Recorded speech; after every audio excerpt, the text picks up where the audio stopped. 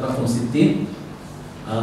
Allah jelaskan satu ayat, yang ayat 60 ini dijelaskan oleh Nabi SAW, bukan puluhan, bahkan ratusan hadis menjelaskan satu ayat. Ada apa Rasulullah menjelaskan sebanyak itu tentang satu ayat ini? Ada apa rahasianya? Di situ di dalam buku ini saja yang saya kasih judul Fadilah Memanah dan Berku. Sudah punya belum? Sudah habis cetaknya.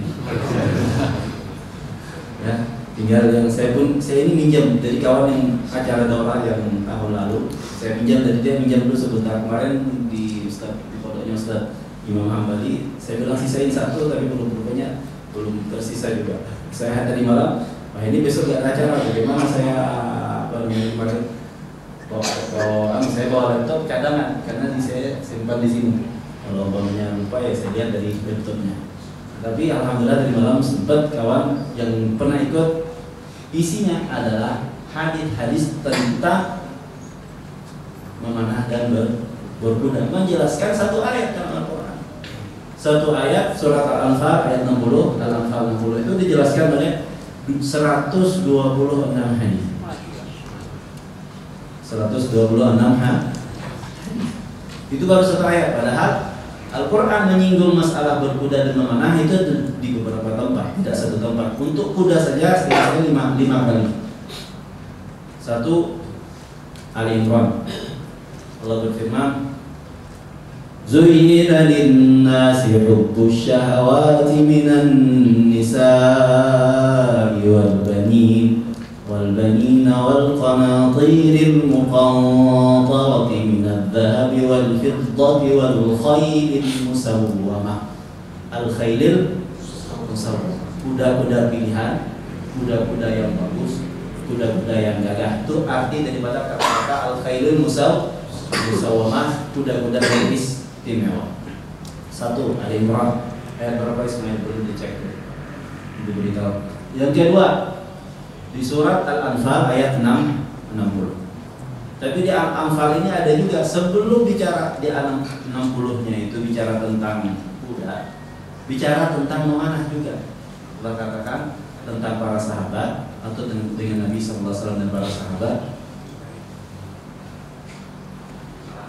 Falam taqtuluhum walakinna Allah qatalahum وَمَا رَمَيْتَ إِذْ رَمَيْتَ وَلَكِنَّ اللَّهَ رَمَى. Bukan kalian yang membunuh mereka. Ini bahasa Al-Quran kepada para sahabat. Setelah usai perang Badar, maka Allah berfirman kepada para sahabat, bukan kalian yang membunuh musuh-musuh yang banyak itu. Jumlah orang kafir 1000, orang Islam waktu itu 314 orang itu mengalahkan yang 1000 itu Allah katakan kepada para sahabat, bukan kalian yang membunuh mereka, tapi adalah Allah. Falam taqtuluhum walakinnallaha. Terus kepada Nabi SAW pada waktu itu Allah juga berfirman secara khusus, bukan kamu yang melempar, tetapi adalah Allah yang melempar. Nah, peristiwa melempar ini bagaimana ceritanya? Cerita sebelum perang Badar, Nabi SAW ambil segenggam debu. Nabi ngambil apa? Segenggam debu. Musuh di hadapan sana dengan jarak yang cukup jauh, tidak dekat karena masih salah barisan, sini berbaris terus. Maka Nabi ambil segenggam debu itu terus dilemparkan ke arah musuh. Tapi lemparan Rasulullah yang segenggam itu sampai ke seluruh mata yang 1000. Jadi satu kali lemparan mecahnya berapa? 1000. Sampai semua, padahal dengan lemparan tangan. Nah, ini di dalam praktek yang harus dilatih kita, bagaimana bisa memanah dengan cara seperti ini. Nembak, memanah, melepaskan anak panah bukan dengan perasaan saya, tapi adalah perasaan Allah. Gimana Allah yang kita usaha, memang usaha sejauh mana kita memanah. Mungkin ada batasan LBS-nya berapa, itu kan ini 35, ini 25, ini 40, ini 50, berapapun, ini 60, ini sampai 80, ini 100 sekalipun, tetap yang bisa menghantarkan apa yang kita lemparkan itu adalah Allah yang mengenakan kepada sasaran target apa yang kita targetkan adalah Allah Subhanahu wa taala. Nah, hadirin mereka oleh Allah Subhanahu wa taala. Inilah yang mau kita latih dalam latihan kita memanah. Orang lihat, kita sekarang sudah modern kok. Sudah orang sampai ke bulan sana sudah canggih pakai remote, sudah terbang itu apa namanya? Roda sudah sampai antar negara. Kalian masih latihan tanah, ketinggalan. Untuk jawabannya ayat. Wa ma ramaita idza ramaita walakinallaha, bukan kalian yang memanah, tapi adalah Allah yang walaupun mereka punya roda untuk hantar kita hantar anak panah satu bisa nyampe kepada mereka. Bisa? Bisa. Buktinya di mana? Filistin. Pakai batu lempar seperti Nabiullah Daud alaihissalatu wassalam berhadapan dengan tentara Namrud. Pakai baju besi lengkap, tapi dilempar dengan batu nembus. Kenapa? Ini hubungannya hak dengan batin. Kita bersama siapa? Allah.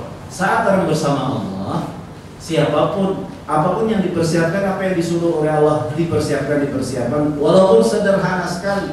Ada apa? Satu anak panah kecil berhadapan dengan roda, dan kalau meledak itu satu kota, satu kawasan sekian kilometer habis semua dengan satu. Tapi buktinya di mana? Afghanistan yang dekat. Ya, gak bisa tuh Rusia menghabisin Afghanistan. Akhirnya jadi apa Rusia? Habis. Yang jadi sekarang ini sekedar informasi tambahan atau istilahnya, perempuan terbanyak di dunia ini Rusia. 1:70 kalau nggak salah saya. 1:7.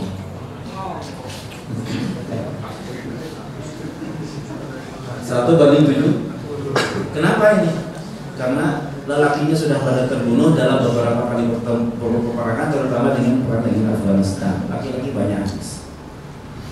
Tinggal perempuannya. Satu masalah. Akhirnya di sana salah satu negara yang mewajibkan untuk perempuan jadi apa? Ikut militer, ikut apa? Latihan wajib militer. Itu Rusia salah satunya. Kenapa? Karena nggak ada orang lagi. Kekurangan lah. Nah ini hadirin dilakukan oleh Allah Subhanahu Wa Taala. Yang mestinya Afghanistan yang kekurangan laki-laki.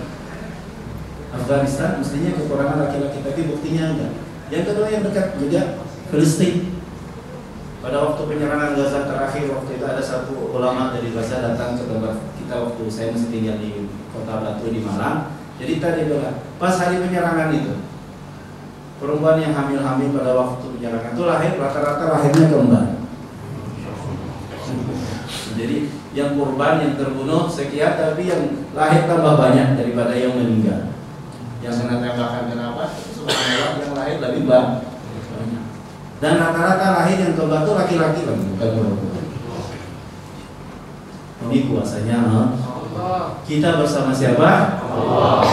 Kalau kita bersama Allah Subhanahu Wa Taala, sudah tidak ada kekuatan yang bisa menghadapi kekuatan Islam. Tetapi kita di dunia ini bukan seperti apa namanya di surga. Kita di dunia ini ada disebut dunia darul asbab. Dunia ini tempat adanya asbab. Surga usahanya apa? Mastata'tum, apa yang kamu mampu saja. Fattaqullaha mastata'tum, bertakwalah kepada Allah semampu kamu. Nah Allah perintahkan kepada kita wajahidu fillahi haqqa jihadi, berjihadlah sebenar-benarnya perjuangan. Lalu di sini juga a'iddu lahum mastata'tum, persiapkan untuk mereka apa yang kamu mampu. Bila ada perintahnya berarti kita mampu. Gimana itu mempersiapkannya? Kalau diperintahkan, kalau di wajahidu fillah haqqa jihadi, taqullah haqqa tuqati, bertakwalah kepada Allah sebenar-benarnya takwa. Sebenar-benarnya takwa itu berat sebenarnya. Sebenar-benarnya jihad itu adalah sesuatu yang berat, tapi tidak ada perintah. Allah tahu kadar kekuatan, kemampuan, istita'ah daripada hambanya, maka Allah perintahkan. Kalau Allah tahu kita tidak mampu, nggak diperintah. Begitu ada perintah kita harus berbuat A, berbuat ini dan itu, maka perintah tersebut begitu dikeluarkan atau diturunkan oleh Allah, berarti kita semuanya mampu menjalankan perintah itu. Bila tidak mau, berarti kita yang bandel. Nah, kitanya orangnya yang nakal. Tapi perintah Allah begitu turun, berarti hamba ini mampu. Allahu a'lam haitsu yaj'alu risalah. Di mana Allah Subhanahu wa taala letakkan, Allah jadikan di mana risalahnya atau perintahnya, awamirnya dan nawahinya, di mana Allah turunkan. Allah tahu di mana Allah titipkan. Dititipkan kepada umat Islam perintah akhir zaman. Itu karena umat Islam adalah mampu. Kalau nggak mampu nggak ada perintahnya. Kalau ada perintahnya berarti mampu. Tinggal mau taat atau tidak. Itu urusan manusianya. Mau taat kalau atau tidak. Maka hadirin dimuliakan oleh Allah Subhanahu wa taala, kita hari ini akan membaca kitab ini. Kitab ini isinya 126 hadis ya. Tetapi tidak cukup waktunya kalau saya pikir.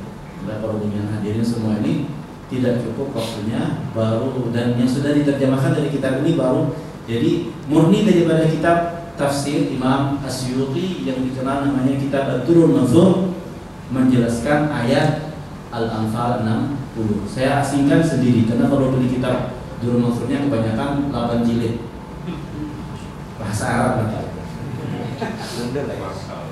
Nah, sekarang saya ambil 126 hadis untuk menjelaskan ayat itu, terus saya terjemahkan ataupun dibantu dengan kawan-kawan, ada kawan yang terjemahkan, terus saya terakhirnya dan dibahasakan alih bahasa Indonesia ke Malaysia.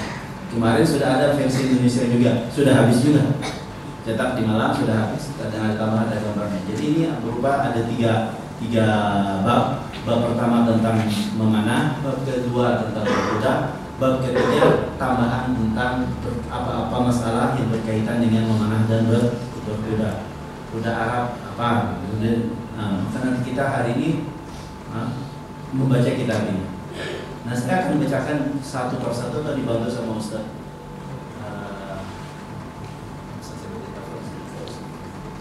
Untuk bacakan judul-judul yang ada di dalam kitab ini. Nanti milih yang mana kita bahas bersama. Itu satu. Setelah itu baru sisi tanya jawab.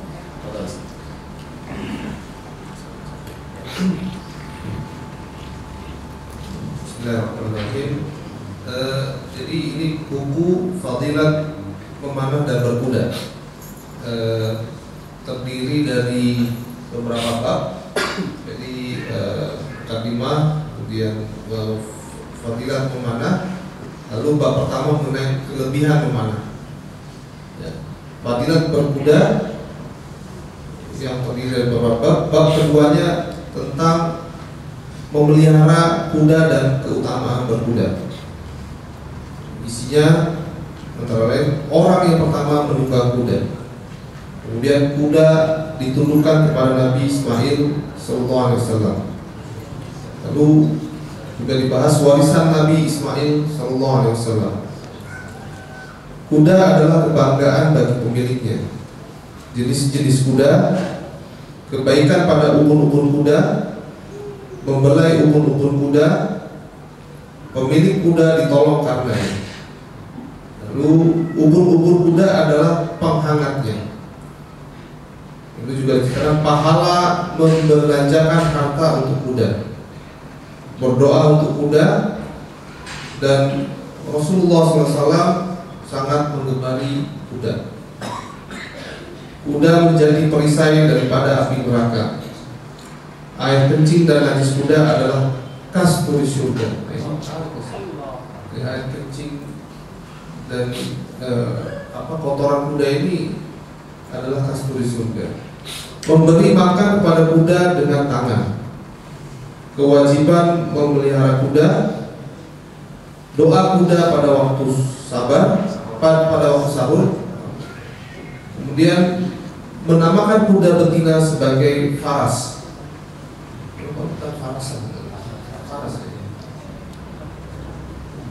Kelebihan mengawinkan kuda di jalan Allah, mengawinkan kuda di jalan Allah. Larangan Nabi SAW daripada memotong ekor kuda. Teguran Jibril kepada Nabi SAW berkenaan kuda. Lalu larangan menuntun kuda pada ubun-ubunnya. Memuliakan kuda, kafarah memukul kuda, jadi dilarang ya, ada denda. Jenayah terhadap kuda, turunnya malaikat untuk menjaga hewan yang digunakan untuk berperang, perkara-perkara yang disukai pada kuda, dan yang terakhir pemeliharaan rumah daripada jin. Itu isi buku Fadilah Memanadab Kuda yang dikarang oleh Ustaz Sufyan, yang mungkin ini bisa dicetak ulang Ustaz, supaya bisa dimiliki oleh yang lain. Atau kalau ada bentuk online-nya gitu ya, jadi bisa juga dibuka di gadget. Jadi ini terima kasih. Mau milih bapak-bapak kadang kita baca semua, masanya mungkin kurang.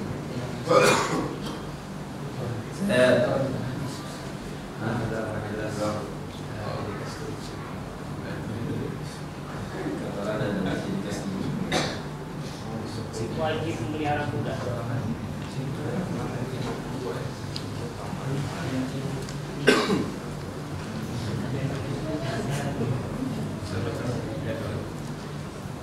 Oke, mengenai itu tadi ya, mengenai air kencing dan najis kuda adalah kasturi surga. Saya tidak bacakan hadis dalam bahasa Arabnya, tapi saya terjemahkan saja langsung Ustaz ya. Diriwayatkan oleh Ibnu Abi Asim dalam kitab Al-Jihad daripada Yazid bin Abdullah bin Gharib Al-Mulaiki, daripada ayahnya, daripada datuknya Sallallahu Alaihi Wasallam, beliau berkata, Rasulullah SAW bersabda, pada kuda air kencing serta kotorannya adalah segenggam daripada minyak wangi surga.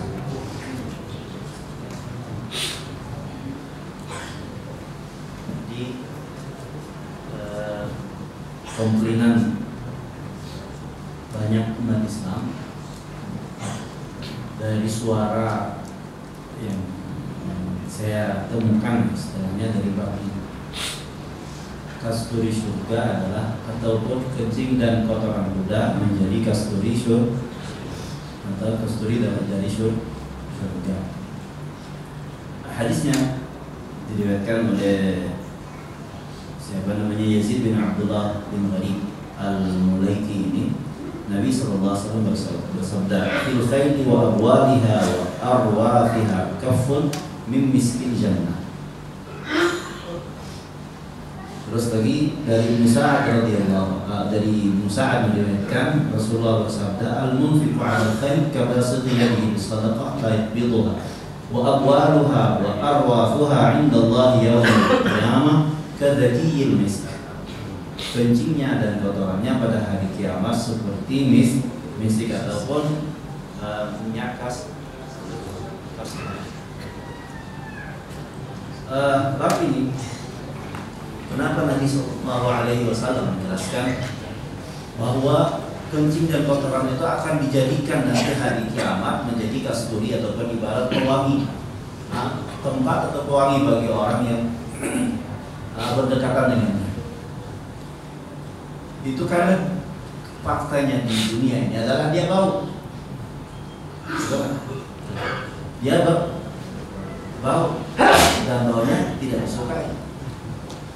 Nah, Nabi SAW menjanjikan juga akan menjadi minyak kasturi surga supaya kita pun mau menahan bau yang gak enak itu, karena mengingat balasan daripada surganya Allah Subhanahu Wa Taala nanti akan menjadi kasturi. Sama halnya dengan kita ada sebuah riwayat hadis Nabi SAW tentang seorang muslim yang berpuasa. Famul as-sa'im atyabu 'inda Allah min rihin misk. Bau mulut orang yang sedang berpuasa di sisi Allah lebih harum daripada bau minyak kasturi. Kenapa Nabi SAW sampaikan perkara tersebut? Karena kalau kita orang sedang berpuasa pasti mulutnya berbau. Ada yang puasa terus mulutnya harum kalau dia agak bersiwak secara teratur. Umumnya mungkin daripada sekian orang, 100 orang atau 1000 orang, mulutnya harum tetap mulai pagi sampai mau buka. Atau dengan kita bisa lihat diri kita sendiri ketika kita puasa itu, kita kira-kira mulut kita bau apa harum? Bau, cukup lumayan. Nah, kenapa ini bau ada? Nabi SAW katakan itu lebih harum daripada bau kasturi. Nah, bukan itunya, maksudnya adalah supaya kita menjaga perasaan kita, menjaga semuanya itu dengan mengingat ganjarannya, mengingat pahalanya, sehingga tidak keluar dari mulut kita kata-kata yang menyakiti ataupun kelakuan, isyarat dan sebagainya, tingkah yang menyakiti saudara kita yang sedang berpuasa. Atau sama-sama kita puasa, sama-sama kalau tercium, kalau mulut kita tercium sendiri, kita sudah rasanya nggak enak. Kalau tercium dengan mulut orang lain lebih nggak enak. Tapi dia pun juga mencium bau mulut kita, kan sama nggak? Maka mau nggak mau, sementara tetap diperintahkan untuk kita kumpul di satu tempat dengan salat berjamaahnya, dengan salat duhur asarnya, kan terutama kita kumpul dalam acara majelisnya dan sebagainya, ada tali dan perkumpulan lainnya. Nah, mau nggak mau kita hari Jumat misalnya pas Jumatan kumpul waktu sedang berpuasa, otomatis harus menjaga perasaan sesama dan harus menjaga tingkah yang baik kepada sesama. Maka Nabi SAW katakan bau mulut orang yang berpuasa lebih harum daripada bau kasturi. Sama juga dengan ini, karena kita harus menahan bau itu pasti ada. Walaupun ada cara-cara untuk menghilangkan bau, ada disemprot apa gitu, pengharum dan sebagainya itu. Sementara Rasulullah nyuruh supaya kita pelihara kuda itu di rumah. Bukan kita taruh di kandang sana terus kita ditaruh di rumah. Kalau misalnya rumahan, setiap rumah Muslim itu di dalamnya ada hiasan, ada pedang, ada tombak, pokoknya ada senjata yang ditaruh di hiasan rumahnya satu. Kemudian di halaman rumahnya ada kuda, terus ada pohon kurma, ada pohon-pohon yang jadi disebutkan di dalam hadis ada. Nah, itu biasa rumah seorang Muslim. Tapi dibayangkan oleh kita sekarang kalau di perumahan bagaimana? Sekarang di perumahan nanti developernya mau apa tuh dan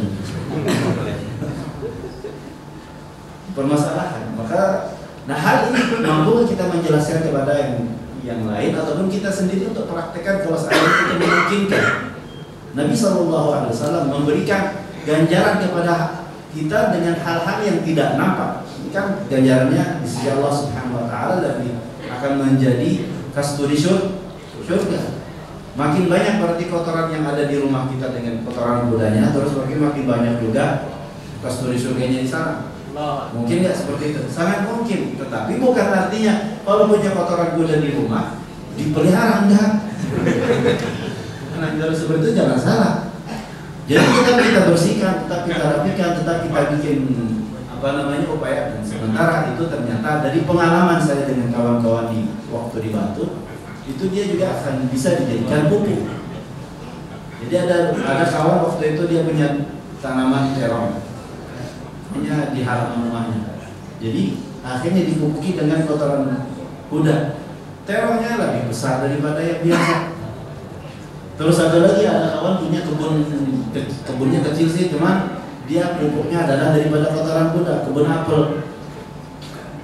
Menjadi lebih besar juga daripada yang tidak dipupuki dengan pupuk kotoran kuda.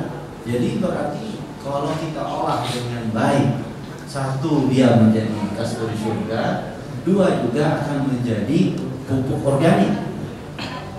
Yang sekarang ini kan pupuk hanya dihasilkan dari apa? Dari ayam, dari kelinci, dari kambing, terus dari sapi. Kuda belum. Tuh. Kemudian saya kemarin dapat beberapa tahun, 2 tahun atau 3 tahun yang lalu dapat informasi bahwa di Cikampek itu sana banyak melihara kuda. Mereka malah beli kencing kuda itu 20 liter yang satu ember putih cat itu kurang lebih 20.000, 70.000 atau 60.000. Untuk dijadikan semprot buat tanaman, diproses, dan saya pernah buat ini ya untuk jadi obat tanaman buat obat untuk tanaman. Nah, itu bisa dibuat oleh umat Islam sebetulnya oleh kita yang memelihara, yang ingin mewujudkan sunnah. Satu sunnahnya hidup, satu lagi dapat pupuk organik dan akan menjadi penghasilan daripada hasil dari hasil kuda itu tersebut. Nah, ikhwani fillah, akhwati fillah, dari ini satu hadis yang kita baca bersama-sama tentang adalah kotoran dan kencing kuda akan menjadi kasturi surga. Bab yang lain kita coba. Kesukaan kuda. Kesukaan kuda. Tadi tentang kesukaan kuda. Apa yang disukai kuda? Kesukaan kuda.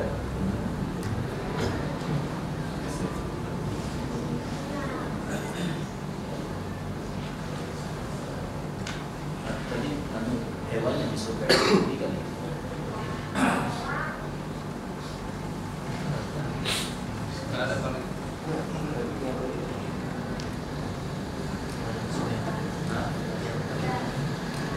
Hewan kesukaannya. Jadi kuda adalah merupakan hewan kesayangan Rasulullah Sallallahu Alaihi Wasallam. Banyak orang punya.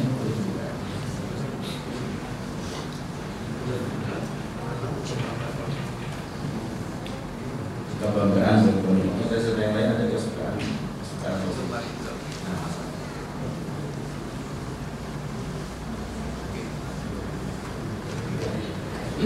Rasulullah SAW sangat menggemari kuda. Diriwayatkan oleh Imam Nasai daripada Sayyidina Anas radhiyallahu anhu, beliau berkata, tidak ada sesuatu yang lebih disukai oleh Rasulullah SAW setelah wanita daripada kuda. Kemudian ada hadis kedua diriwayatkan oleh Ibnu Sa'ad dan Ahmad dalam kitab Az-Zuhud daripada Ma'qil bin Yasar sallallahu alaihi wasallam, beliau berkata, tidak ada sesuatu yang lebih disukai oleh Rasulullah SAW daripada kuda. Kemudian Sayyidina Ma'qil berkata sallallahu alaihi wasallam, ya Allah, mampukan daku kecuali wanita. Nah, jadi kuda merupakan hewan kesayangan Rasulullah Sallallahu Alaihi Wasallam.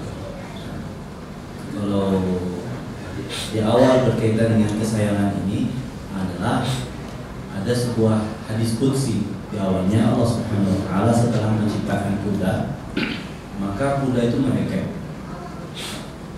Terus Nabi Adam alaihissalam sesudah diciptakan oleh Allah, yang di surat Al-Baqarah, di hadis ini diceritakan oleh Imam Al-Hakim dalam kitab Tarikh beliau. Setelah diciptakan oleh Allah kuda, dan Nabi Adam diajari oleh Allah segala nama-nama dan benda-bendanya. Kan di surat Al-Baqarah ada wa'allama Adam al-asma'a kullah. Allah telah ajarkan kepada Adam atau Nabi Adam semua nama-nama benda.